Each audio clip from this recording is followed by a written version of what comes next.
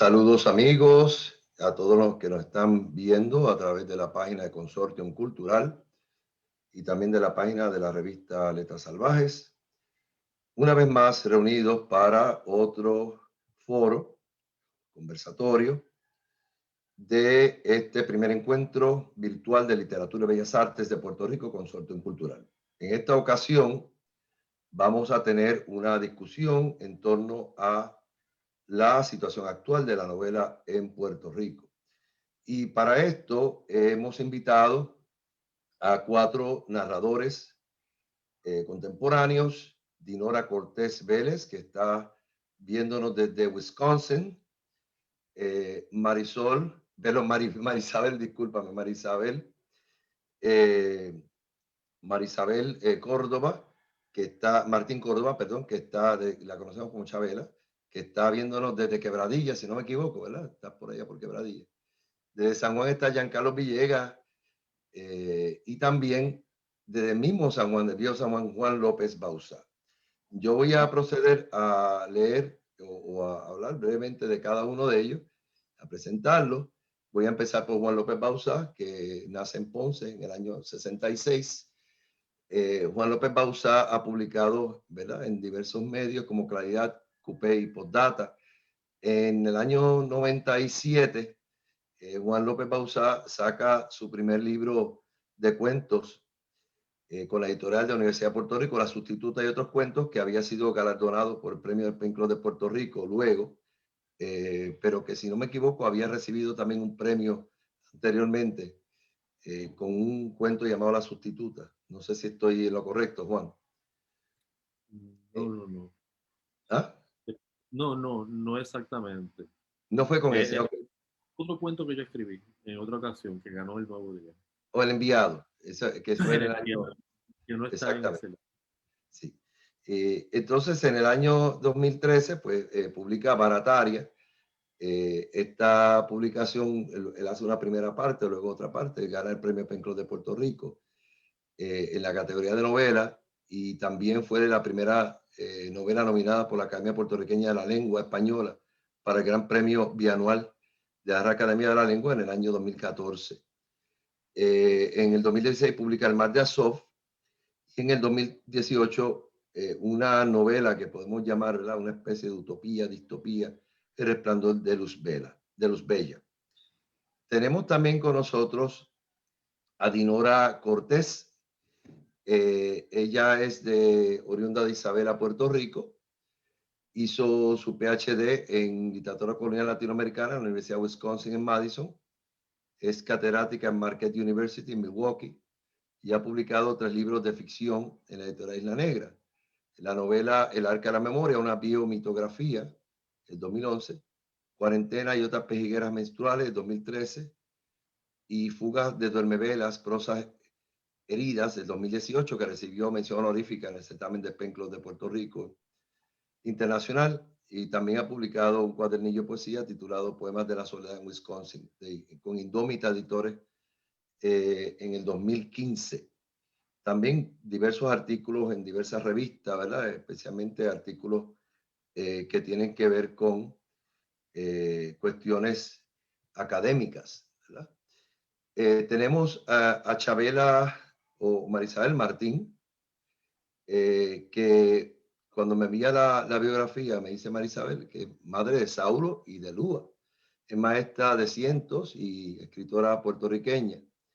Nace en San Juan y completó sus estudios de bachillerato en estudios hispánicos con concentración en literatura en la Universidad de Puerto Rico. Posee una maestría en creación literaria de la Universidad del Sagrado Corazón y en el 2019 publica Entre Paréntesis con la editorial Atelier de la Escritura. Colaboró como traductora de algunos cuentos y como editora de la revisión final de Amores Fronterizos, Floricanto Press, en el 2021. Actualmente trabaja otras traducciones, entre ellas una novela y otros cuentos del mismo autor y el profesor Mark Zimmerman. En tiempos pandémicos quedó desempleada como maestra y desde entonces pues, ha decidido adentrarse en el mundo de la madera, trabajando junto a su compañero y el padre de sus hijos, el artesano Saúl Pérez Soler. aunque no descarta, ¿verdad?, hacer un doctorado en un futuro. Tenemos también con nosotros a Giancarlo Villegas. Giancarlo nace en Caimito, Puerto Rico. Tiene un Juris Doctor de la Escuela de Derecho de la UPR, un bachillerato en Administración de Empresas, con una concentración de mercadeo del recinto universitario de Mayagüez de la Universidad de Puerto Rico, y también una maestría en artes de creación literaria con concentración en narrativa, novela y cuento. Es el autor, entre otras, de la novela Instalación Osario de Vivos, con Terranova Editores 2012, de cuentos post-retro, editorial Dictatorial, que es una editorial que mismo ha formado, que ha publicado en 2009 y en 2012 una revisión de lo mismo, y la novela Alcalce, que sacó en el año 2020.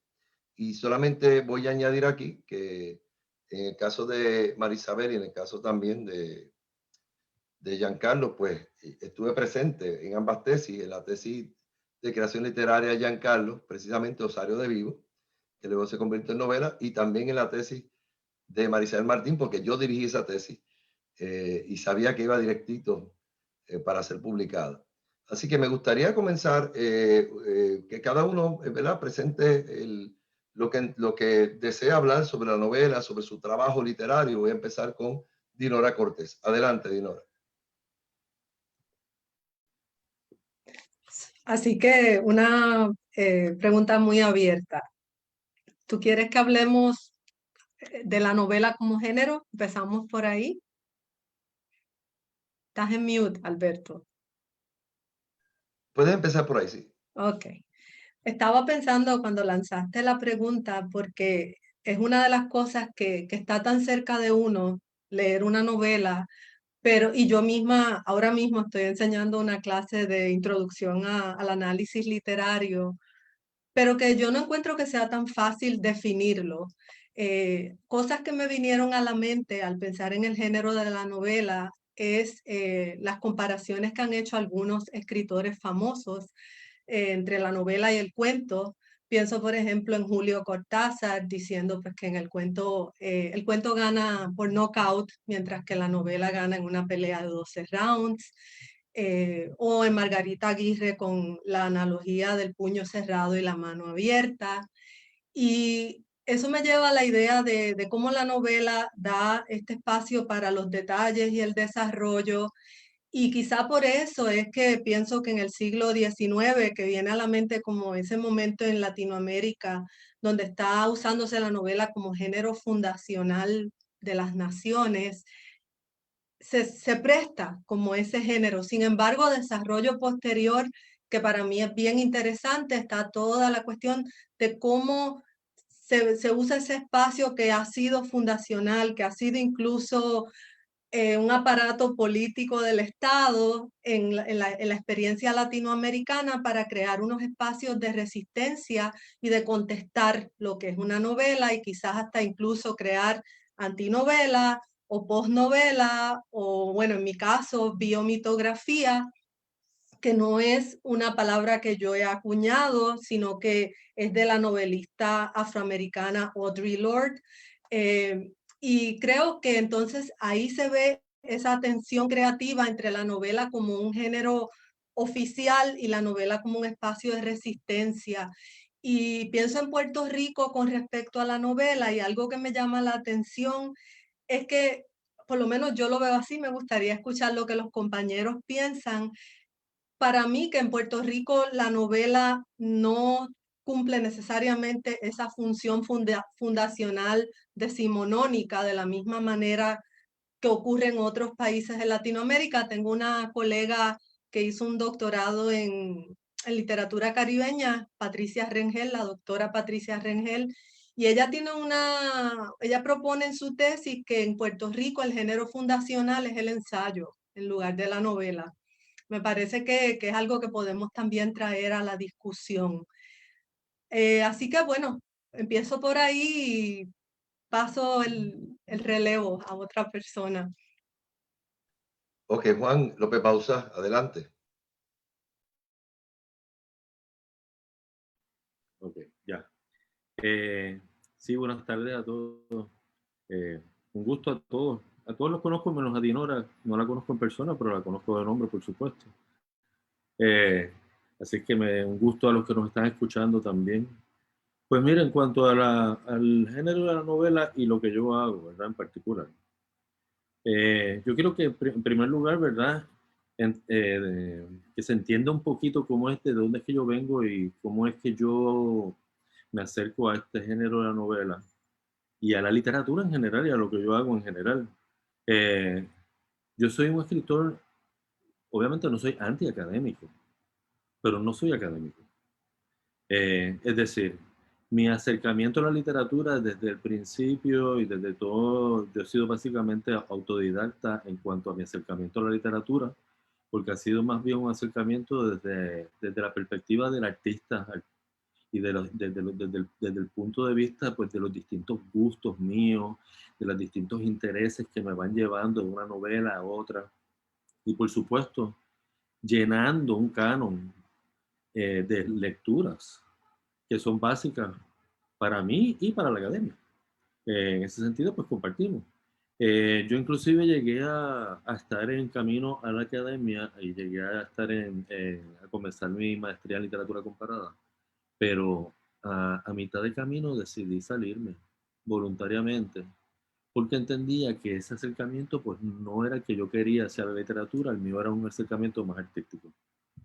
Así que en ese sentido, yo me crié, por decirlo, ¿verdad? Literariamente hablando, me crié a la sombra de las grandes novelas del siglo XIX. Y verdaderamente ese asunto de la novela como un género totalizador que abarca una emoción y también una idea grande a unos niveles que uno pueda regodearse, ¿verdad? En los detalles, en las divagaciones inclusive, pero manteniendo el tronco de la narrativa y todo ese asunto que es tan del siglo XIX, de las novelas rusas, francesas, sobre todo las rusas, y más que nadie Dostoyevsky. Pero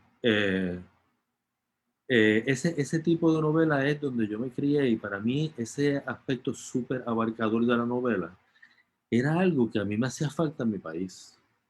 Es decir, yo miraba a mi país desde jovencito y yo desde que estaba leyendo, yo miraba a Puerto Rico y yo tenía esas ansias de poder novelar en grande a Puerto Rico, pero no sabía por dónde cogerlo, ni cómo agarrarlo, porque todo me parecía muy chiquito. Era en la mentalidad colonizada, ¿verdad? Que es lo que, uno de los temas principales que yo he tratado de usar, atender en mi literatura. Y mientras lo voy atendiendo, lo voy atacando yo mismo. Es decir, yo voy luchando contra eso, mientras lo voy haciendo. Porque a mí me parece que la novela en Puerto Rico, la novela el género, como género, está muy ligada al issue político. Es decir, a la colonia. Yo en una ocasión, no sé si conocen, hay un libro que se llama, que lo tengo aquí, que se llama La escritura desatada de José Carlos Mayner, que es un escritor español, que él habla sobre el tema de la novela y cómo la novela se dio en América Latina, lo que está hablando Dinora ahora mismo, y cómo el espacio de la colonia es un espacio tan estático y tan poco cambiante que no le permite el espacio a la novela para crearse realmente y desatarse, ¿ves? Y por eso entonces que los espacios coloniales se prestan mucho para los chismes, para el cotilleo, para las tramas pequeñas. Pero realmente no fue en América Latina hasta que empezaron las guerras de independencia que se desataron las novelas. Y a mí me parece que nos pasa un poco a nosotros eso aquí en Puerto Rico. Y yo, de hecho, cuando estaba haciendo Barataria, fuertemente, ¿verdad? Y después El Resplandor de Luz Bella. Y también el Mar de Azov, aunque el Mar de Azov yo estaba muy aprendiendo, eso fue bien difícil. Pero las otras que como que le tenía más el pie y le había cogido más el pie. Ese tema era bien importante para mí. Y entonces pues yo luchaba contra eso, contra lo chiquito. Por eso chiquitín. Y por eso es que yo batallaba mucho contra la idea de que no pudiéramos crear novelar en grande Puerto Rico, ¿ves? Porque esa idea era como un reto.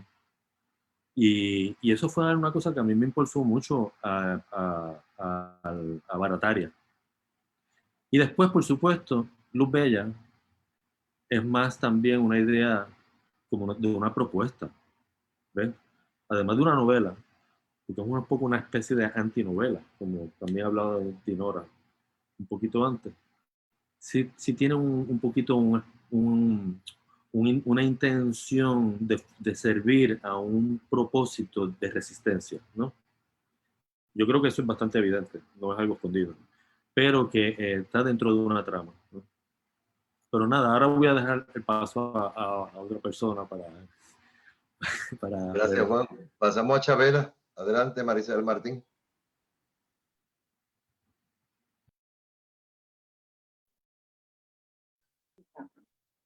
Pues siguiendo un poco, ¿verdad? La línea de Dinora en estas analogías que hace de cuento como foto y novela como película, ¿verdad? Añado esa analogía. Encuentro en el cuerpo de la novela un espacio idóneo para explorarse, ¿no? Yo diría que desdoblarse, explorarse y escribir son acciones simultáneas, ¿verdad? Y eso es lo que me gusta, ¿verdad? De esa amplitud es lo que me gusta del género. Encuentro, ¿verdad? En él ese poder de buscarme, ¿verdad? Ese es el giro que toma mi primera novela, que yo diría que quitándole la cáscara a la cebolla, ¿verdad? Porque estoy empezando. Eso es lo que encuentro, ¿no? En este espacio literario, un buscarme y lograr darles de dónde a los personajes, que el espacio pues se hace chico en un cuento.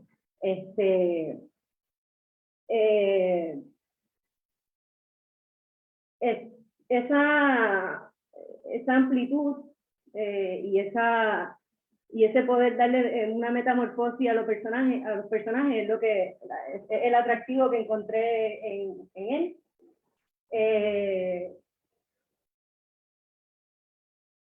¿Qué más puedo compartir?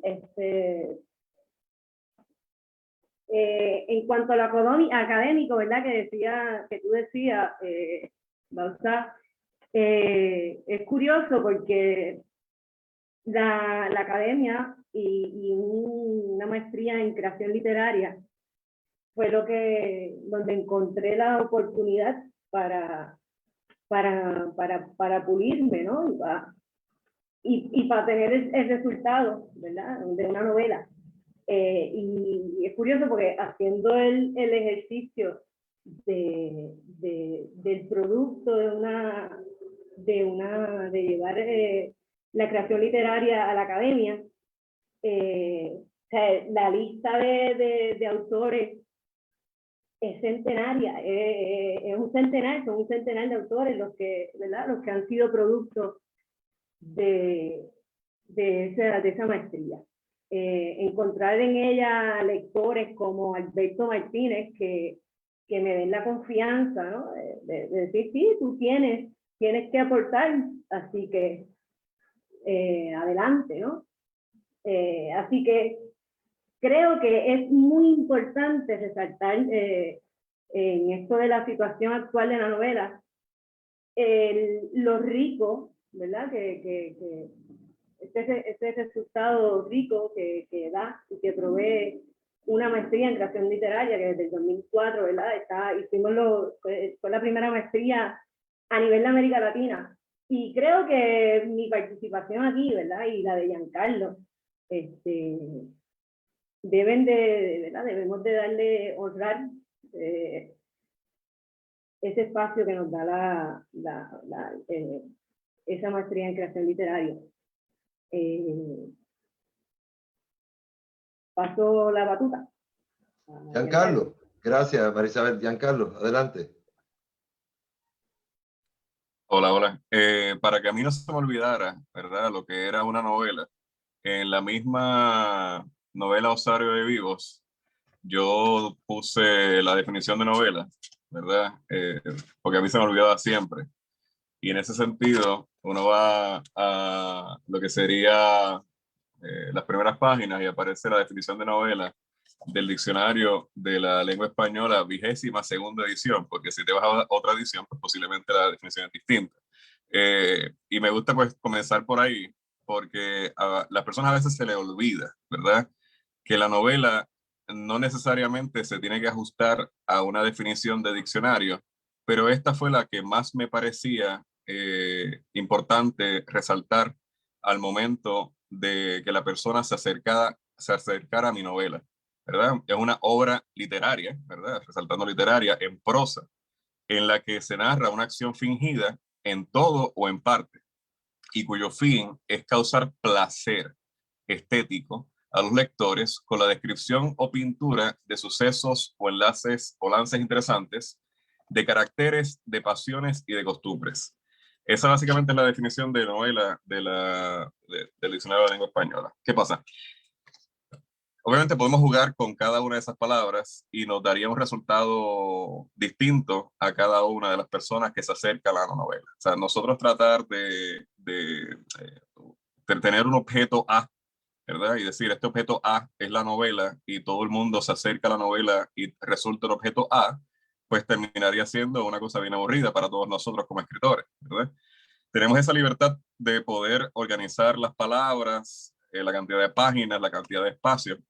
Pero una definición como tal de la que todos estemos de acuerdo, pues podemos decir que pues, es ficción en todo o en parte. En el caso mío, ¿verdad? A diferencia de muchos otros escritores, mi intención nunca fue ser profesor de literatura ni nada por el estilo. Yo simplemente quería hacer una novela que le gustara al Giancarlo que tenía 16, 17 años. Yo no encontraba novelas en los años 90. Por alguna razón sería de distribución o de simplemente acceso a ese tipo de novelas que me interesaran, ¿verdad? Literatura puertorriqueña, en la escuela en la que yo me estudié, ¿verdad? Era una escuela militar privada, ¿verdad? Y en algún punto se quedaron en la charca. Y mi percepción de la literatura era la charca. Y yo decía, esto no puede ser, ¿verdad? Y le tenía tanto odio a la literatura puertorriqueña porque no encontraba nada con lo que me identificara. Uno, porque no lo entendía, no tenía la capacidad o las experiencias de vida para entender la charca. Ahora la veo de adulto con otras experiencias y otro, un poquito más empapado de ciertas cosas socioculturales y pues es una obra magnífica. Pero tratar de espetarme, como digo yo, la charca a los 15, 16 años, pues eso me marcó bastante. Y en algún punto yo bromeaba con amigos de la escuela y decía, algún día yo voy a ser un prócer puertorriqueño y voy a hacer una novela que vas a tener que leer, que tus nietos van a tener que leer en la escuela, ya tú verás. Tratando entonces de chistear un poco con eso, porque realmente nunca tomé muy en serio, ¿verdad? Esas asignaciones que me daban. Y se ve un poco reflejado en la novela misma, Osario Vivo. Si alguna vez la leen, van a ver un personaje que lo obligan a leer la charca y una de sus madres le traduce, ¿verdad? Le traduce la charca a los tiempos modernos, en cierto sentido, para que lo pueda entender. En vez de yo digo, en vez de matorrales y en vez de montes, pues estamos en residencial público. En vez de ríos, pues tenemos mangueras, baños públicos, inodoros, duchas, mangueras, que son los ríos modernos de una sociedad puertorriqueña urbana. Obviamente en Puerto Rico todavía personas tienen acceso a los montes. A mí me encanta ir a ríos, si ven. Pero lo que quiero decir es, ese acceso a la literatura de la novela, el acercamiento que yo le hice era para escribirle una novela al Giancarlo de hace unos cuantos años atrás. Y entiendo que lo logré. Muchas personas el acercamiento que le hacen a la novela les gusta y lo utilizan como referente para discusión en clase en las escuelas. Pero la situación actual de la novela en Puerto Rico ha variado a través de los años y más ahora, después del huracán María, yo diría, y después de la pandemia, podemos entonces, creo que era Camilo José Cela. Camilo José Cela decía, yo escribí la novela en un momento, obviamente si la vuelvo a leer o si la vuelvo a escribir ahora, pues ya no voy a volver a escribir la misma novela, porque tengo otras experiencias de vida. La familia Pascual Duarte se escribió en los 40, estaba en la Segunda Guerra Mundial, y en los 60, él decía, esta novela no volvería a ser la misma, o sea, tendría que cambiarla completamente. Pero entiendo que en cierta medida, dando esa definición y dando ese trasfondo de dónde vengo y qué era lo que yo quería hacer, pues en ese sentido, con esa novela, pues esa era la intención. Y hay autores que quieren también escribirles para sí mismos, ¿verdad? Y si ayudan a otros lectores presentando su novela, pues bienvenido. Obviamente puedo estar aquí hablando por 2 días de eso en particular, pero como a modo de introducción de dónde vengo yo, ¿verdad? Mis padres no son personas que fueron a la universidad. Me crié en el barrio Caimito en los años 80, que era un lugar bastante caliente, como dicen, de narcotráfico en Puerto Rico. Y en ese sentido, pues esas experiencias de vida que pude tener, me hicieron una formación y un acercamiento particular a lo que sería la literatura, más allá de simplemente pues, una lectura académica para cumplir con unas clases. Le paso la batuta a alguien más para seguir entonces con la conversación. Sí, voy a entrar ya un poquito en lo que sería el trabajo de cada uno de ustedes. En el caso de Dinora, yo quisiera, ya que ella habló de Audre Lorde en términos de la biomitografía, me gustaría empezar, porque tenemos mucha gente en muchas partes fuera de Puerto Rico que también están escuchando esto. ¿Por qué entrar de lleno a la biomitografía? ¿Qué tiene de particular que de alguna forma nutre la novela? ¿Y dónde tú encuentras que hay una intersección entre experiencia vital y lo que sería la ficción? Porque tu trabajo combina prácticamente eso, pero me gustaría que tú hablaras un poco más y que la gente se entere de qué trata el Arca de la Memoria y estos asuntos de la biomitografía y esa intersección entre experiencia y ficción. Gracias, sí. Estaba pensando cuando Juan López Bauzá habló del aspecto colonial y cómo es tan importante en tus novelas. Yo creo que en estos días, en estos tiempos post-marianos, yo he reflexionado mucho sobre la herida colonial y yo he tratado como, claro, yendo a Fanon y todo eso, pero también a nivel de mi corazón cómo yo experimento la herida colonial y palabras que vienen a la mente, pues yo creo que la palabra que viene es ninguneo y yo creo que en Puerto Rico hemos experimentado eso a muchos niveles, en lo social, en lo político, o ver a un Donald Trump tirando rollos de papel o lo que sea, pero también yo creo que nuestra relación quizás incluso con la literatura, esa herida es parte de algo que tenemos que trabajar. Y yo creo que el Arca de la Memoria para mí ha sido mi intento por trabajar esa herida colonial desde mi experiencia de mujer. Y desde mi experiencia de mujer que está en los Estados Unidos, aunque querría estar en la isla, pero está el tema diaspórico o otros dicen que mejor es decir exilio porque pues muchos estamos acá por la falta de empleo allá, etcétera. Y la biomitografía lo que me ofreció a mí fue un espacio donde yo podía jugar con los niveles de la realidad, porque yo encontraba en mi experiencia personal demasiado limitante solamente hablar de lo que yo me imaginé, pura ficción, o hablar de de algo a nivel autobiográfico. Y yo entonces empecé a jugar con los niveles de lo que podría suceder, pero no sucedió, lo que no sucedió, pero uno quería que sucediera, lo que uno se imaginó, lo que uno soñó, lo que sucedió, y creé esa amalgama porque yo quería resistirme a ser encajonada. Siempre me ha molestado que me encajonen, y era mi manera de encontrar mi voz como escritora, como mujer, como puertorriqueña, pero a partir de un diálogo con el género de la novela que me permitiera homenajearlo y contestarlo a la misma vez. Yo escribí mi novela, es fragmentaria, es circular, las voces irrumpen sin anunciarse más de una voz narrativa. Yo creo que tiene un aspecto lírico que se entrecruza con la poesía, y yo no sabía cómo llamarla porque no era una autobiografía, no era estrictamente una novela en el sentido tradicional como la define el diccionario. Y me encontré con Audre Lorde por casualidad, en un sótano, en una librería en Wisconsin, bajo un frío feroz, libros a $1, y ahí estaba Zami, A New Spelling of My Name, que es la biomitografía de ella, y el libro me atrapó. Ella tiene una voz muy poderosa, encantatoria, lírica, y ella habla de su experiencia de mujer negra, y yo encuentro que ella me ayudó a mí a romper con el encajonamiento que yo estaba luchando. Y ella me dio esa voz, y fue bien curioso porque cuando presenté la novela, por ejemplo, en Isabela, pues estaban las doñitas boricuas maravillosas que se identificaban con las voces y que se reían, pero después ellas querían saber dónde empieza la ficción, dónde termina la realidad. Yo decía, no, pero es que eso no es realmente lo importante, porque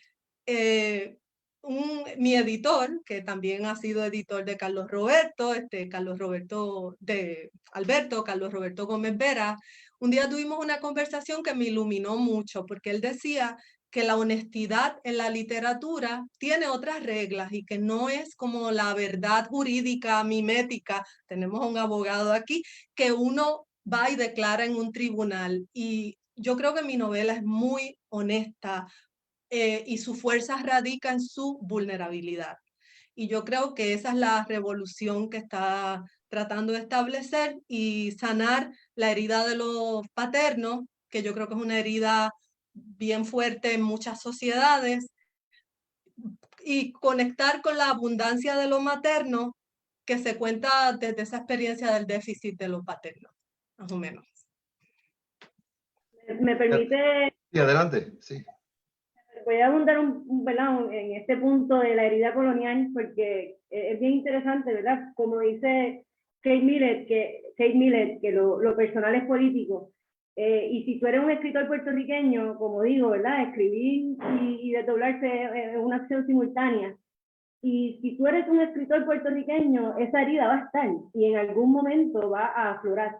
En esta primera novela que yo escribo, entre paréntesis, la protagonista tiene un problema existencial y es que es violada. Y obviamente esa violación, la metáfora que trae la novela es el cuerpo isla, tú sabes.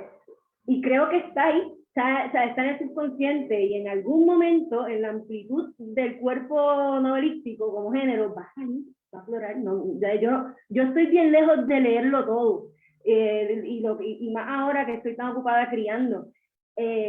Pero apuesto a eso, apuesto en que el escritor puertorriqueño en algún momento, o sea, lo va a sacar.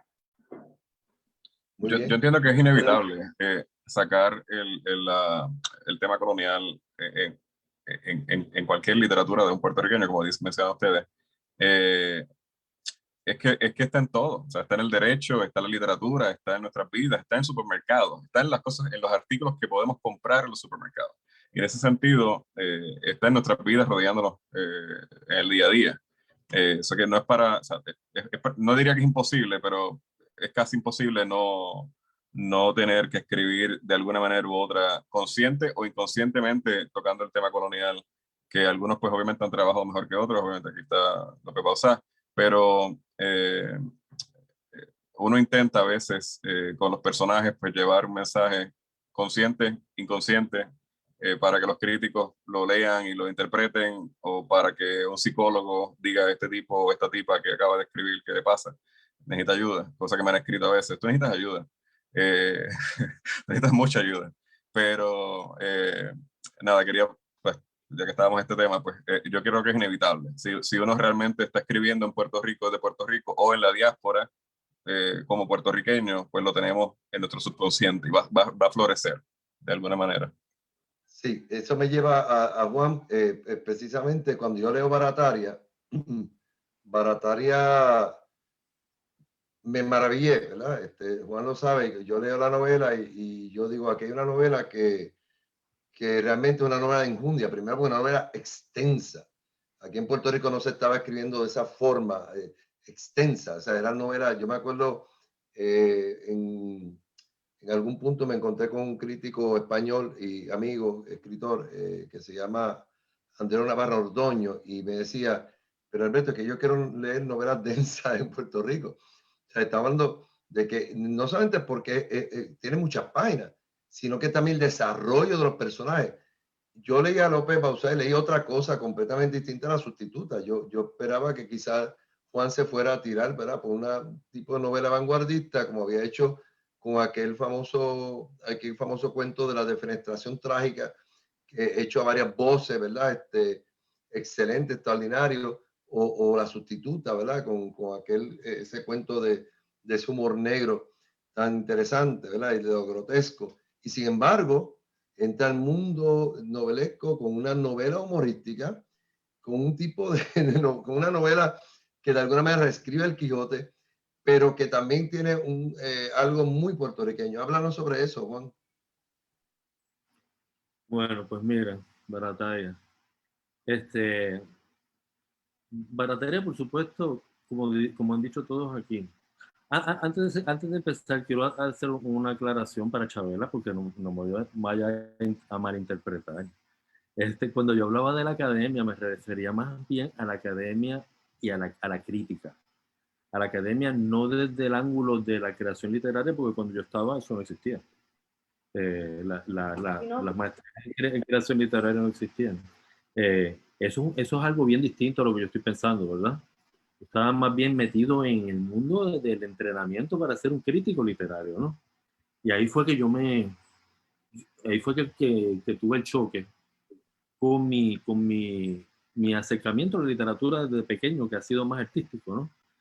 Pero sí, las maestrías de creación literaria son han sido una cosa revolucionaria, pienso yo, en términos de lo que es la novela, la escritura literaria en general.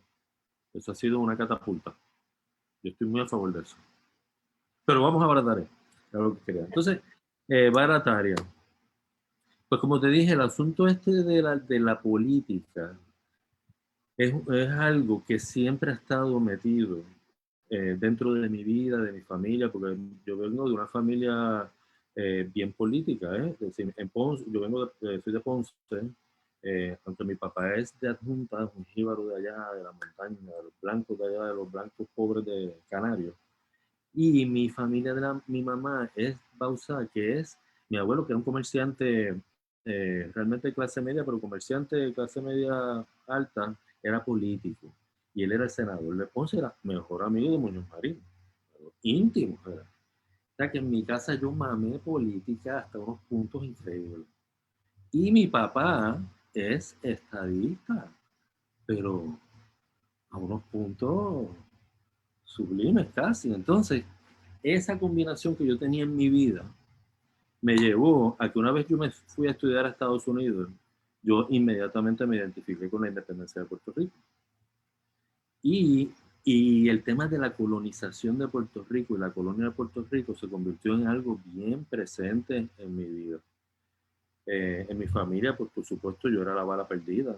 Allí todo el mundo estaba en una colonia o en otra.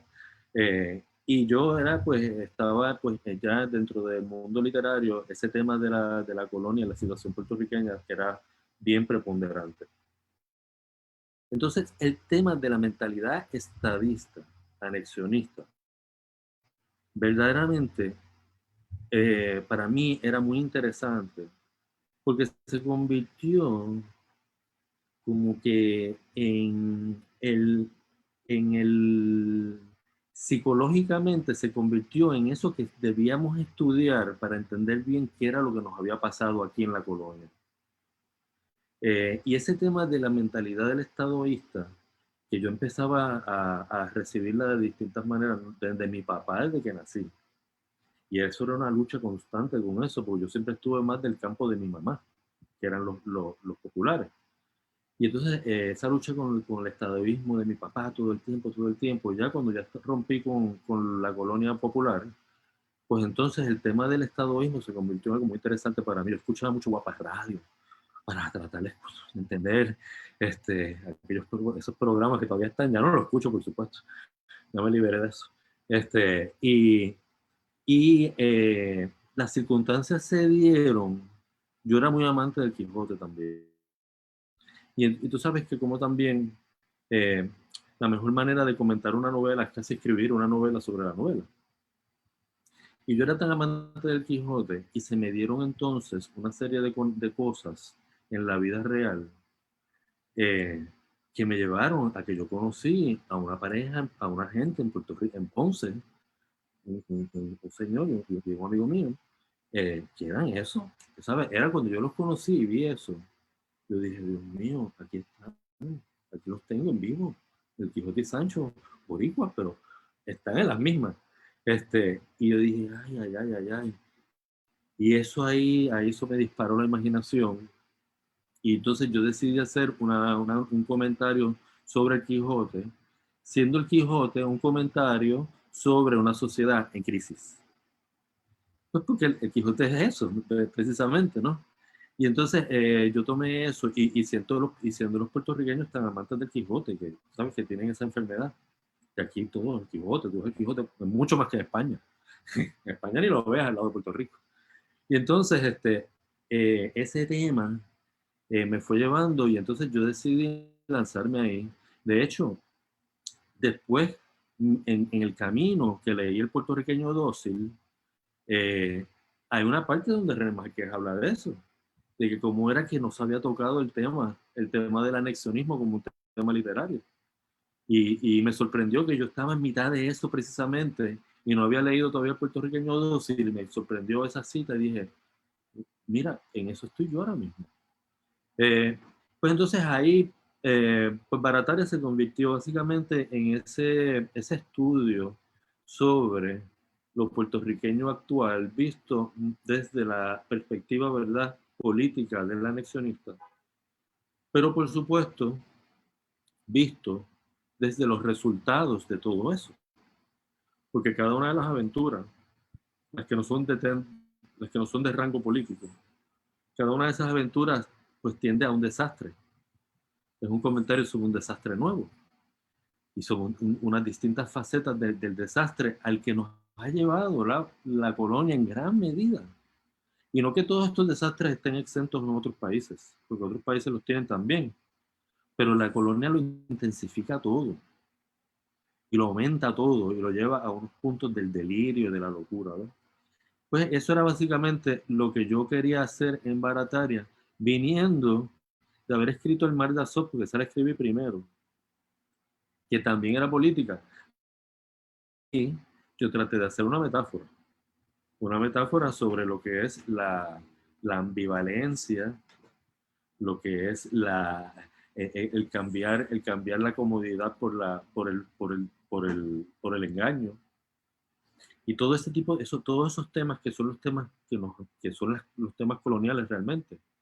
El no ser, el no saber nunca qué es lo que está pasando, el saber que te está engañando, pero seguir para adelante. Todo ese tipo de cosas que están ahí en El mar de Azov eran temas políticos, pero estaban disfrazados como una novela fantástica, ¿no? O más bien gótica fantástica, por ahí. Pero en Barataria pues fui directamente al tema político, ¿no? Así que pues eso era más bien lo que yo estaba tratando, lo que yo intenté explorar ahí. Y pues, por supuesto, inspirado en todas esas novelas rusas que te dije, que leí, los hermanos Karamazov, a Tolstoy, a toda esa gente. Y entonces, pues yo estaba impulsado por eso, por esa emoción. Y como seguía viendo cada vez más cosas pasando, eso era de aventura en aventura. Yo tenía que coger el periódico, abrir, mirar un ratito y ya tenía una nueva ahí. Y entonces, algún momento dado yo tuve que parar y decir, espérate, no puedo seguir porque esto es infinito. Así es que entonces ahí le di la forma final, la amarré, la acabé. Pero eso es más o menos lo que mi proceso ahí en Barataria. Y por supuesto, en Luz Bella es otra cosa completamente distinta. Pero ahí paso la batuta para que por favor alguien más.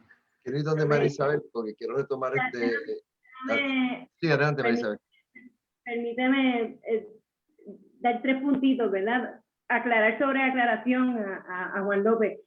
A mí tampoco me gusta mucho la academia. Yo menciono la importancia de la maestría porque precisamente le da esa oportunidad a la novela de alejarse de lo teórico, ¿verdad? Y trabajar lo creativo. Enhorabuena. Alberto, no me pregunte dónde empieza la ficción y lo real, porque ahí me pierdo en mi novela. ¿Ok? Y curiosamente, o sea, las cosas no pasan por casualidad. Giancarlo, yo estoy trabajando, bueno, estoy llenando libretitas, ¿verdad? Para una segunda novela, que es continuación de esta primera, donde la protagonista dialoga, ¿verdad? Y parte de su metamorfosis es la misma literatura. Ella es maestra de español y está inmersa en esa literatura. La Charca, por ejemplo, no la menciono en esta primera novela, pero sí estoy coqueteando con la idea de que sea parte de su metamorfosis en esta segunda parte.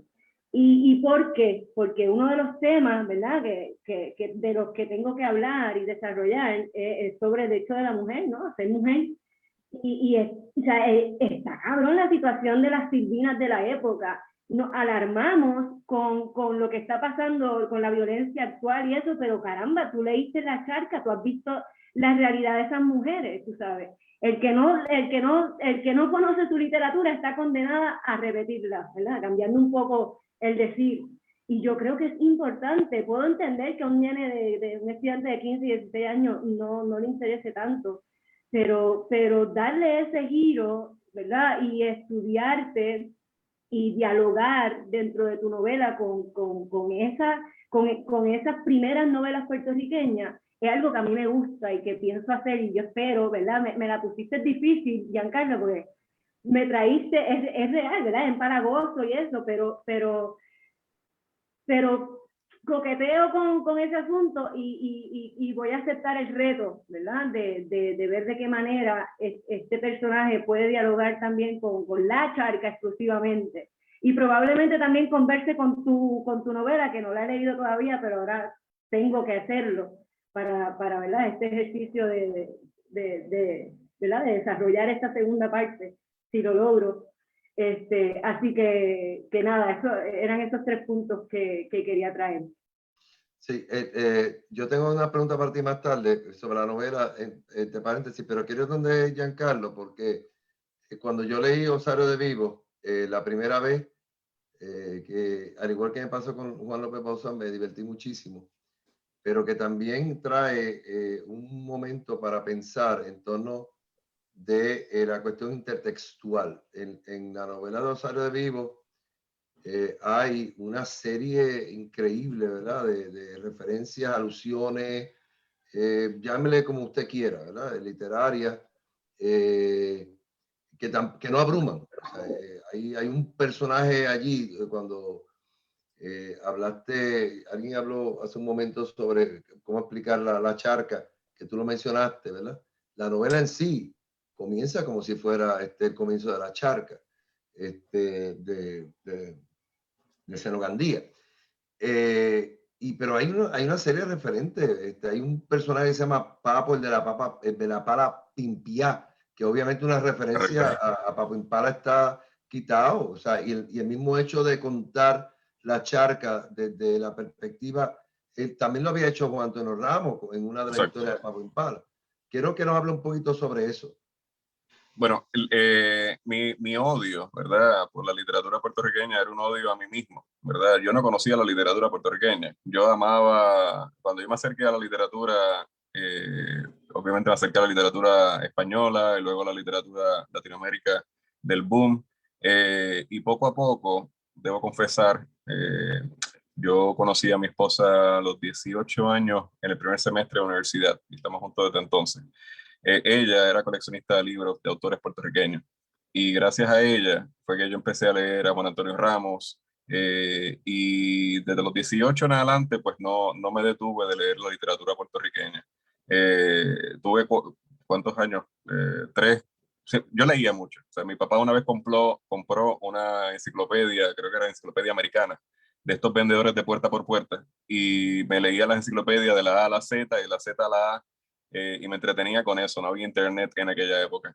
Pero luego, como les dije, me puse a leer la literatura puertorriqueña y me gustaba mucho Juan Antonio Ramos, ese vacilón, por llamarlo de una manera, de explicar la literatura o acercarla a los lectores.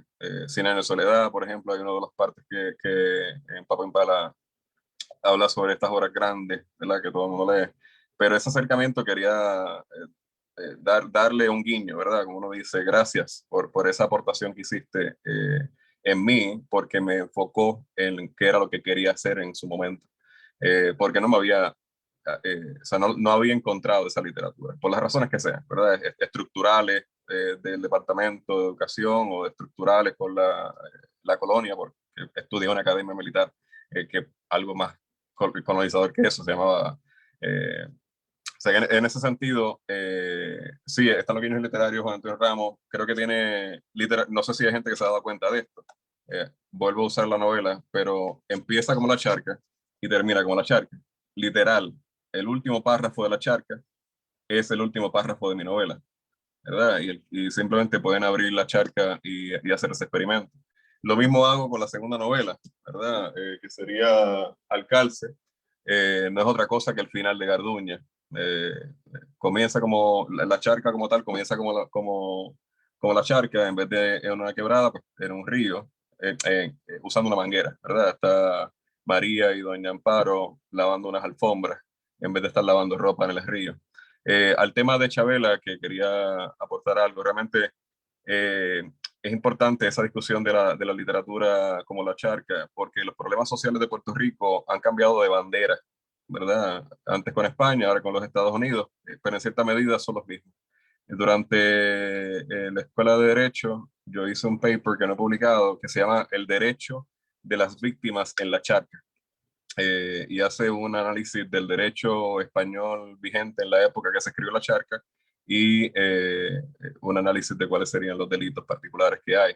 Pero en efecto hay unos elementos retomando el tema de Alberto, de intertextualidad con muchas obras. Estamos hablando de todas las obras que leí. Yo creo que en mi novela hay como unas 25 que se pueden identificar conscientemente y otras subconscientes que tal vez un buen lector las pueda encontrar. Virginia Woolf está ahí, María para mí es Mrs. Dalloway en algunos capítulos. Ella sale de su casa a hacer de su casa a hacer unas compras, ¿verdad? Igual que Mrs. Dalloway sale a comprar unas flores, etcétera, lo que sea que iba a comprar en regular. Y recorre por Río Piedras y observa Río Piedras, igual que Mrs. Dalloway pues observa el Londres de su época.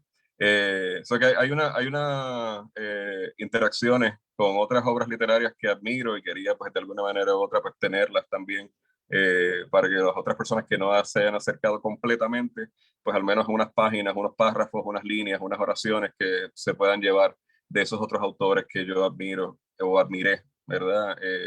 Por las razones que sean en el momento en que la escribí. Pero sí, es eso básicamente. Muy bien, Con relación gracias. Te lo agradezco. Dinora, quería preguntarte, ¿verdad? ¿Qué elementos tú entiendes que tú estás trayendo como elementos novedosos dentro de tu novela, que es fascinante. Aquí ya le digo a los compañeros que están escuchándonos por la página Consortium y Letras Salvajes, que El Arca de la Memoria es una novela fascinante. Es una novela hecha a varias voces, pero principalmente son las voces femeninas, ¿verdad? Las que cargan el tono de la novela y también la estructura, ¿verdad? Pero yo te pregunto, ¿qué hay qué nueva propuesta tú traes a la novela puertorriqueña actual con esta Arca de la Memoria? Gracias, Alberto. Lo primero que me vino a la mente cuando escuché la pregunta es el enunciado, que es la forma misma de la novela. Yo creo que la forma importa mucho de lo que yo creo es el poder expresivo de la novela, y me refiero a la fragmentariedad, la circularidad, a la cuestión entre prosa y lírica, a la multiplicidad de voces, todas estas rebeliones y resistencias, pero yo creo que también traigo el diálogo con escritoras afroamericanas, como estoy pensando en Audre Lorde, pero también Alice Walker, y por el otro lado una escritora como Jamaica Kincaid, caribeña también, eh, y con ella, con Kincaid, ella me da algo bien importante, un portal a la mirada de la experiencia femenina, más allá de este binarismo tradicional de cómo una mujer debe ser bien comportada, y ella juega mucho con personajes femeninos crueles, pero nos muestra estos personajes femeninos crueles desde su humanidad más desnuda, más herida, más fracturada. Y ella tiene la obsesión con la madre bien fuerte. Pienso en The Autobiography of My Mother. Entonces, con Audre Lorde, para mí Audre Lorde es más que una escritora, ella es una sabia, es un alma noble. Yo creo que hay muchos artistas maravillosos, pero hay unos pocos, un puñadito selecto, que tienen una nobleza de espíritu que los ubica en otro nivel. Pienso en Lorca, pienso en Audre Lorde, por ejemplo, pienso en José Martí, por ejemplo. Y con Audre Lorde, yo creo que ese diálogo con ella trae a la literatura puertorriqueña una idea sobre la vulnerabilidad, no como debilidad, sino como una forma de autoafirmación y de fortaleza. La vulnerabilidad no es para los flojitos. Entonces yo creo que eso es parte de lo que el Arca trae a la discusión, y un diálogo sobre qué es la novela y qué cualifica o no cualifica para ser novela, porque esta cuestión de mitografía, pues está jugando con eso, está cuestionando desde el título mismo esa idea. Muchas gracias. Quiero pasar a Juan ahora con Luz Bella, porque Juan dejó a Luz Bella en suspenso. Y es que Luz Bella es una novela muy distinta a lo que tú venías haciendo. Tengo que confesar, no he leído El Mal de Azov, o sea, aquí me declaro culpable en ese sentido, pero sí entré a Barataria, a sus 2 tomos. yo, yo no te puedo decir a cuál de los dos es el favorito mío, pero igualmente injundioso todo lo que hay, ¿verdad? Que tú has manejado ahí, de pronto haces esta especie de utopía, distopía, un lugar, digamos, idílico, ¿verdad? En este tipo de novela como de proyectiva, donde de pronto aparece esta utopía de un Puerto Rico que puede ser no solamente libre, sino que se sostiene por sí mismo, y que mucha gente ha abandonado la isla, y esto presenta un peligro, ¿verdad?, para las autoridades de acá. Habla un poco de Luz Bella y esa diferencia entre Barataria y esa novela. Pues mira, Luz Bella. Como te dije, pues Barataria era un poco mi intento, ¿verdad?, del análisis político-psicológico, ¿verdad?, de lo que fue, de lo que ha sido Puerto Rico y a donde nos ha llevado esa situación política colonial, ¿verdad? Pues entonces Luz Bella puede caer más bien de lo que Dinora misma estaba hablando, de los biomitos de la biomitología y de ese aspecto visto no tanto del aspecto personal, sino del aspecto colectivo. Pues no te voy a decir los orígenes de Luz Bella, porque si te lo cuento, la daño. Así es que no voy a decir cómo es que surge, porque es que la voy a dañar. Pero más o menos es la novela que yo trato de entonces a proponer una acción. Si bien aquello fue un análisis, aquí estoy tratando de encaminar una acción. Y en cierta forma te tengo que decir que surge de una cierta frustración política de no contar en Puerto Rico con más bien, con la ausencia dentro del independentismo de una propuesta de país coherente, que uno pudiera acceder a ella en todos sus elementos y tener una visión clara de lo que es decir, una visión de futuro verdadera y clara. Y esa ausencia que todo el mundo se ha quejado por años de que no hay esa visión, de que el independentismo no propone esa visión de futuro. Al día de hoy no la han propuesto. Es lo que a mí me impulsó a escribir esta novela. Como tú sabes, está basada en la idea de que allá para los años 70, más o menos, un grupo de puertorriqueños, encabezados por uno que se llama Uriel Sánchez Matías, que después ha sido presidente de Luz Bella por años, casi un dictador. Ese grupo de puertorriqueños, en los 70, en los tiempos de la UPR, en las huelgas de la UPR, la RUTC, todo este mundo, ellos se reunieron y llegaron a la conclusión que Puerto Rico estaba abocado al desastre, que es lo que estamos ahora.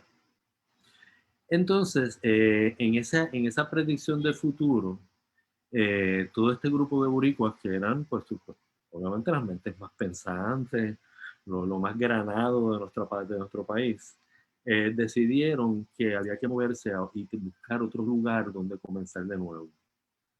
Era una idea completamente loca, porque obviamente están todas las cartas marinas, están todos los mapas, todo el mundo sabe que todo está ocupado en el Caribe, pero de todas maneras ellos decidieron que algo encontrarían.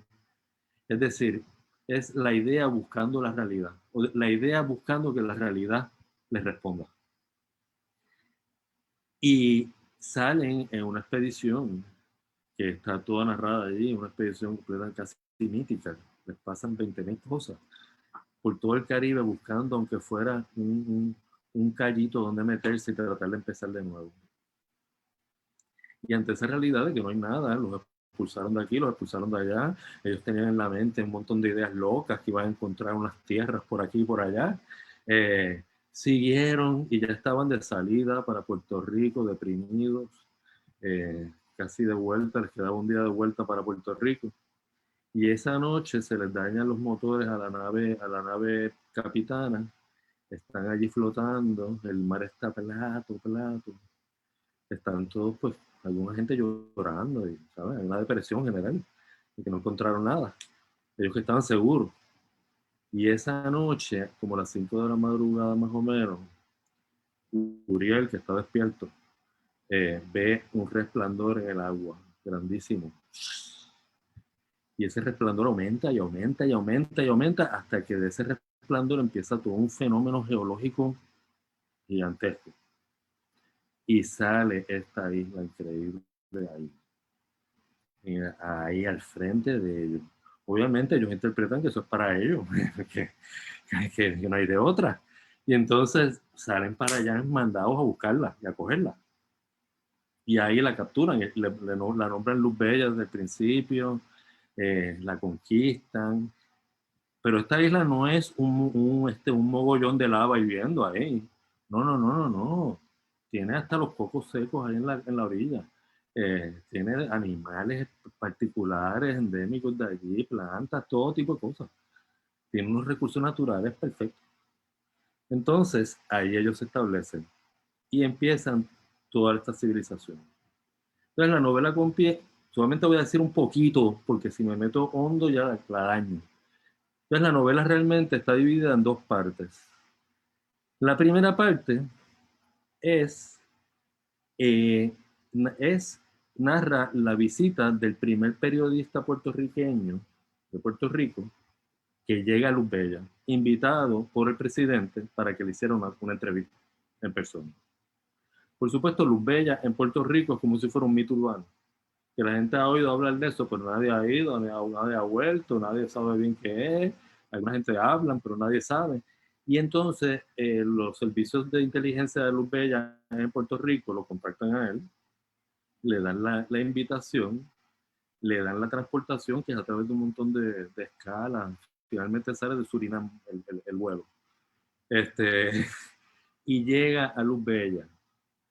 Y la primera parte entera de la novela es pues, la descripción de los primeros días de él caminando por la Nueva San Juan, esperando que lo llamen a la casa del presidente para la entrevista.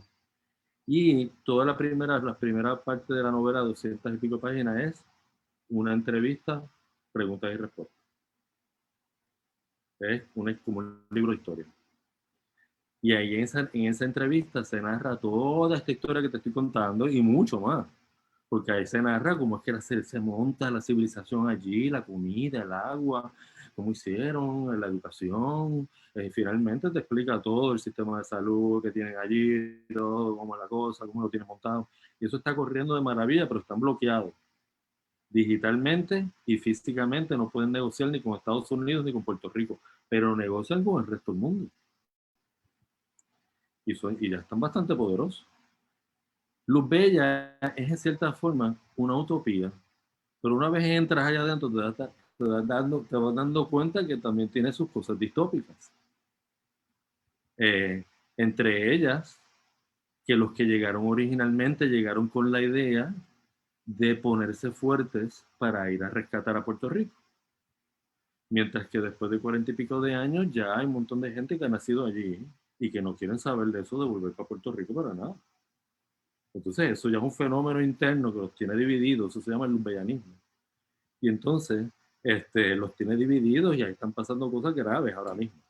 Y no puedo decirlas ahora porque yo soy embajador aquí en Puerto Rico. Esa es Luz Bella en sus rasgos generales. Hay que meterse en la entrevista porque ahí hay un montón de cosas. Ellos tienen unos proyectos ahí bien grandes, como el proyecto Reconquista, que es este. Y tienen otro proyecto que se llama el Arca de Borinquen. Eso es, tú sabes, rescatar las esencias básicas de Puerto Rico antes de que se destruyan aquí en el coloniaje.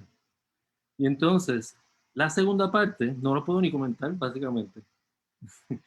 Porque si la comento ya se echaba todo. Pero lo que sí puedo decir es que hay 3 novelas en una. La primera novela es la primera parte que acabo de decir. La segunda novela es esta segunda parte que no puedo comentar. Y la tercera novela podría decir que son quizás los últimos 2 capítulos.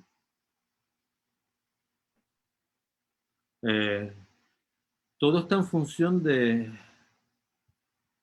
crear, originalmente todo estuvo en función de tratar de crear un gobierno paralelo y tratar de, a través de ese gobierno paralelo, de la imaginación, tratar de capturar el gobierno real.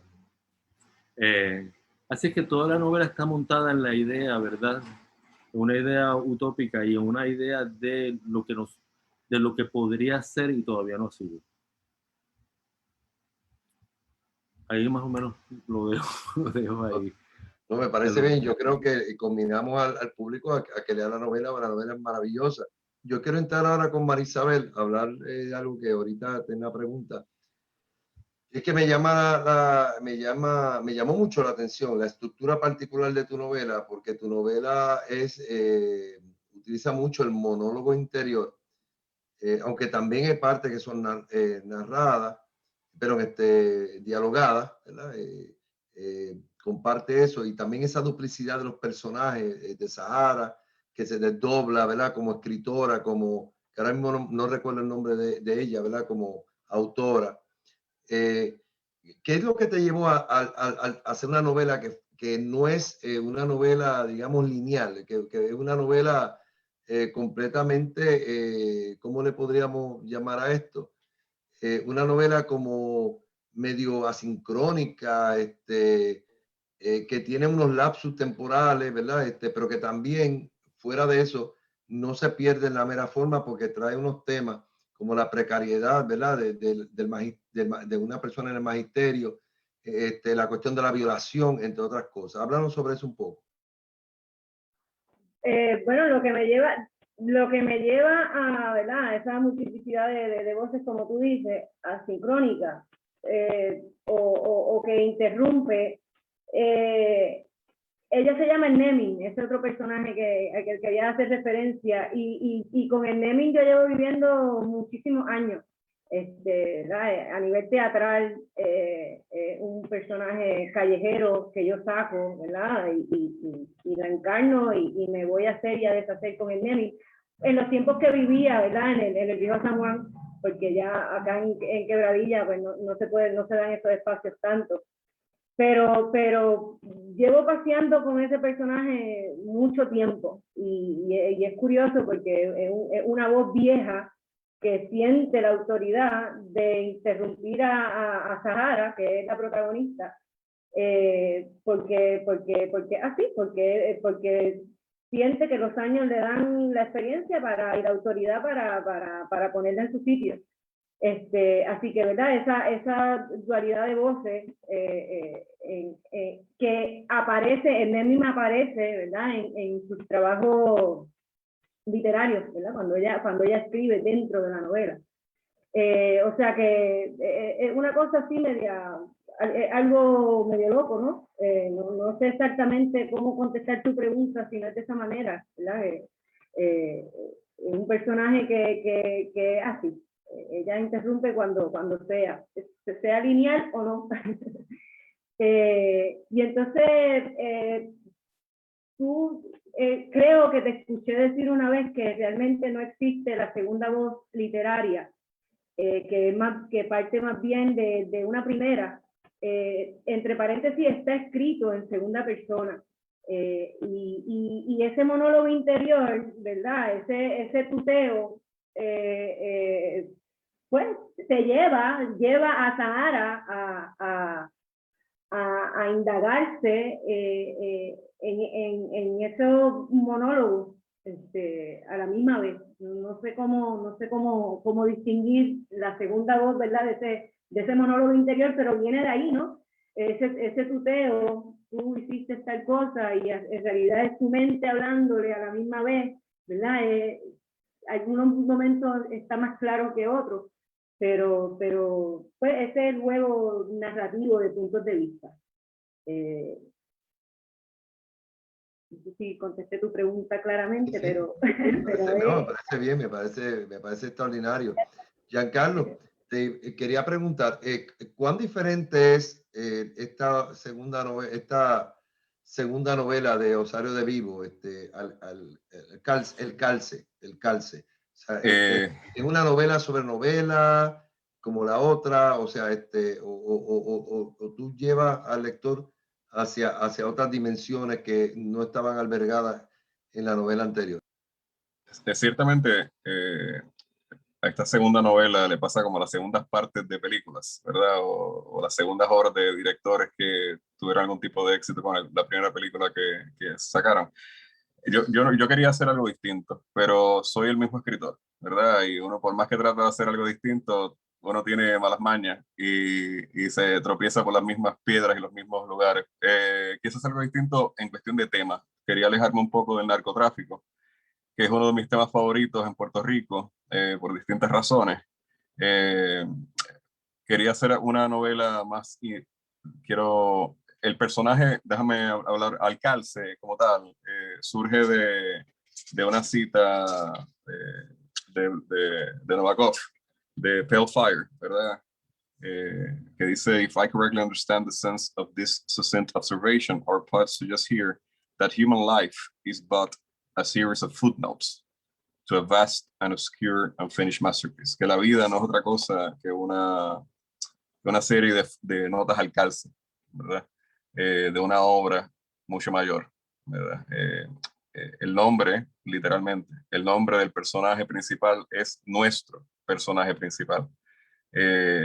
y asimismo, pues, el lector va leyendo, en vez de decir, pues, fulano de tal, pues es nuestro personaje principal, porque termina siendo nuestro, dependiendo del lector. Los lectores tienen a ese personaje principal, con sus distintas virtudes y sus distintos defectos. En la medida que uno va leyendo, pues uno se va dando cuenta de ese trasfondo personalísimo del sufrimiento que tuvo ese personaje en su niñez, retomando los temas particulares de violaciones, incesto, etcétera, que va formando a las personas. Y si uno no se adentra a ese personaje, a conocerlo, pues uno tiende a juzgarlo, ¿verdad? Inicialmente, pues una persona en las primeras páginas, pues es una persona que se está masturbando pensando en una de sus empleadas, ¿verdad? Y ya de entrada uno dice, esto es un machista o esto es un tipo, un enfermo sexual típico, ¿verdad? Pero en la medida que se va leyendo a ese personaje, ¿verdad? Pues uno va entendiendo tal vez cierto comportamiento de lo que había sufrido en su vida. Y lo mismo pasa, Alcalce termina siendo también el nombre que él le da a esa empleada, ¿verdad? Es una persona que tiene una posición de poder, ¿verdad? Pero toca ciertos temas de la actualidad que se están tocando en Puerto Rico, tal vez visto de una manera del otro lado, ¿verdad? No trato de ser el defensor, ¿verdad? Del machista sexista, sino tratando de verlo de una manera objetiva, de dónde fue que surgió ese personaje que todo el mundo le tira piedras, y buscando humanizar tal vez a esa persona, con razón o sin razón. O sea, los escritores, ¿verdad?, escogen los temas que le interesan. Y tal vez pues existe otra literatura que toca otros temas, pero a su vez está la contraportada, ¿verdad? Que sería la esposa del personaje principal, y entre otros personajes. A su vez ese personaje principal es escritor, y uno va leyendo también los cuentos de ese escritor. Él los lee, los recita, los ve en la computadora, y tiene unos personajes interesantes, entre ellos ese escritor le interesa la figura de Filiberto Ojeda Ríos, ¿okay?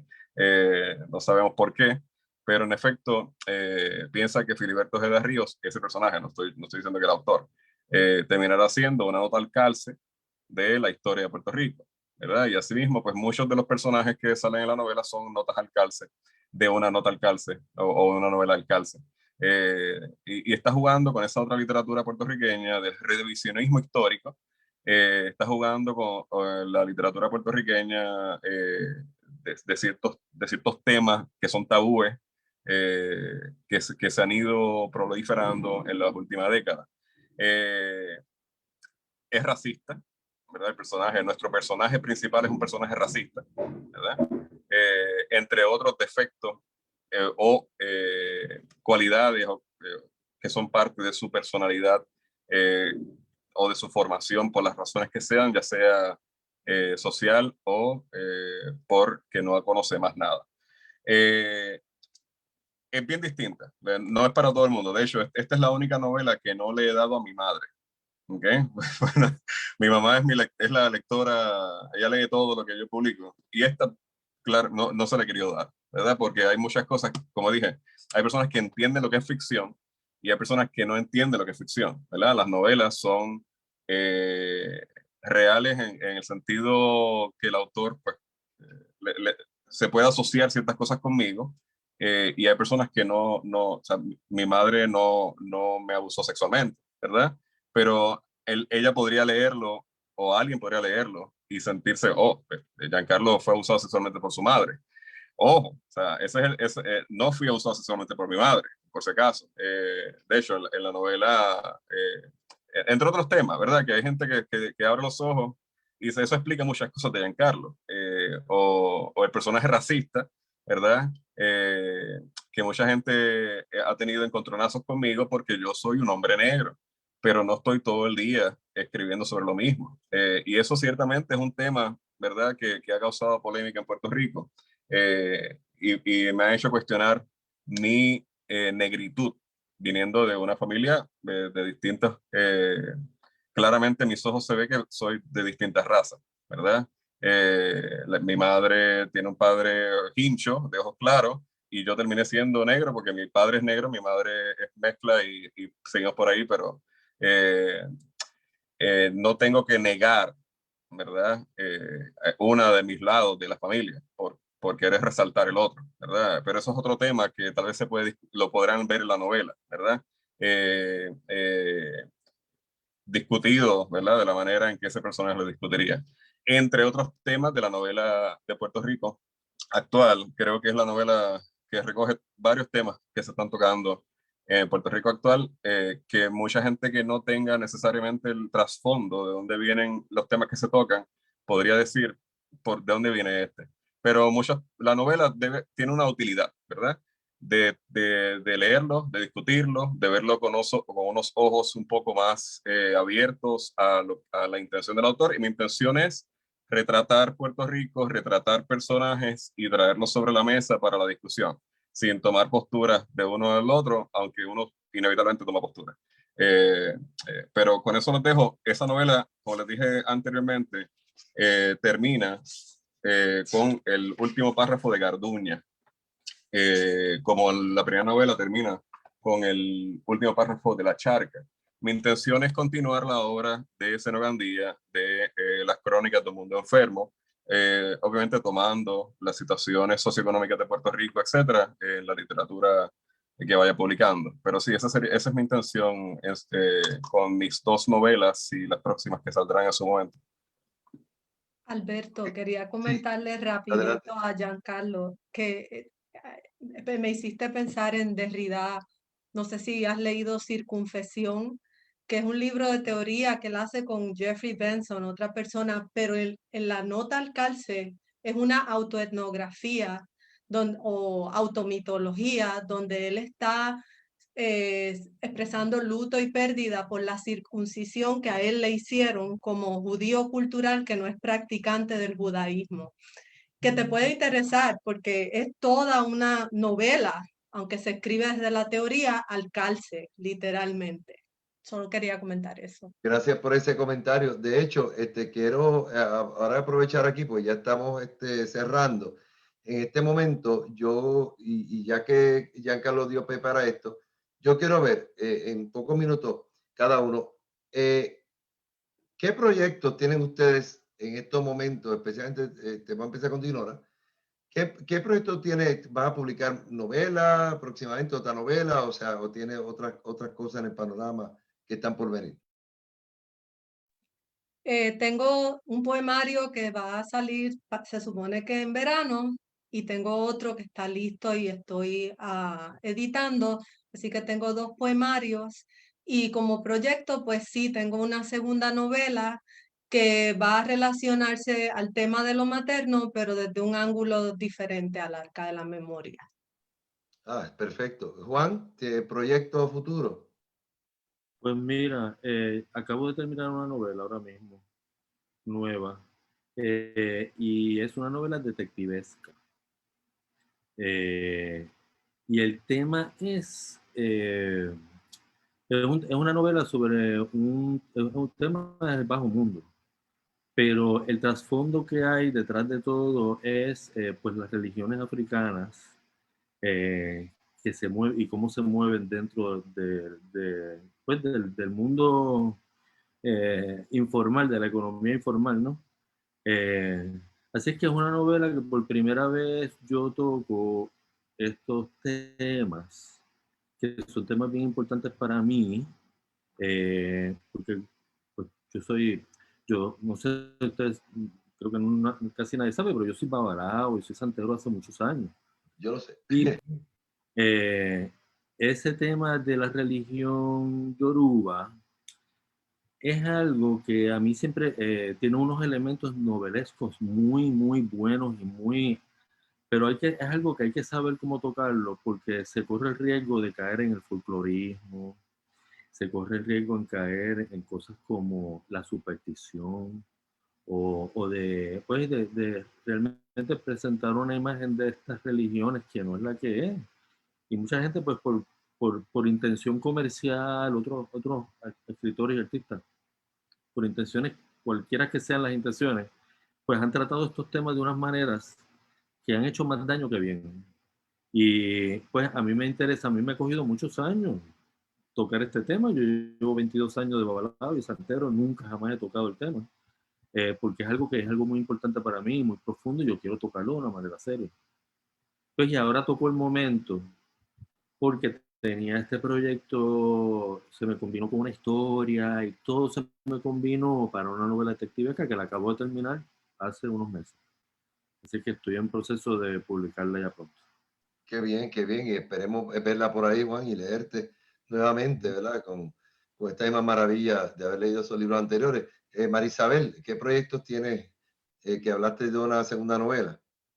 Sí, pues estoy, ¿verdad?, coqueteando con la idea de hacer la segunda parte de Entre Paréntesis, y de la misma manera que hace Giancarlo, ¿verdad?, dialogar también en la misma novela con la literatura puertorriqueña, que es algo que está en mi cabeza.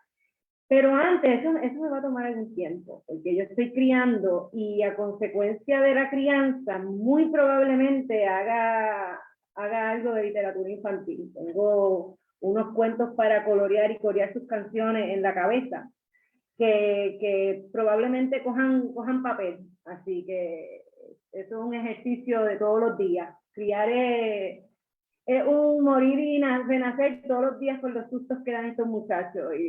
Así que dan tela para cortar. Y la fantasía, por supuesto, ¿verdad? La manera en que los nutro a ellos, probablemente tenga ese resultado. Así que a lo mejor hay algo de literatura infantil por ahí. Qué bueno, qué bueno. Esperemos verlo pronto. Giancarlo. Bueno, básicamente yo cumplo 40 el 29 de marzo, ¿verdad? En una semana, básicamente. Y quisiera, estoy organizándome para hacer mis primeros 40, ¿verdad? Ver cómo me ha ido en estos primeros 40. Yo pienso vivir 80, ¿verdad? 240, ¿verdad? No sé, esa es mi meta, vivir 80, no pido más. Yo creo que con 40 más me da para hacer las cosas que quiero hacer. Pero pienso dedicarle este año a mis memorias de los primeros 40 y luego pues continuar con las novelas, que creo que divago mucho y el género novelesco es el que más o sea, me gusta, porque me da la oportunidad para divagar más que el cuento y otros géneros. Yo quiero agradecerles a todos ustedes su presencia en este foro. Ha sido un foro extraordinario.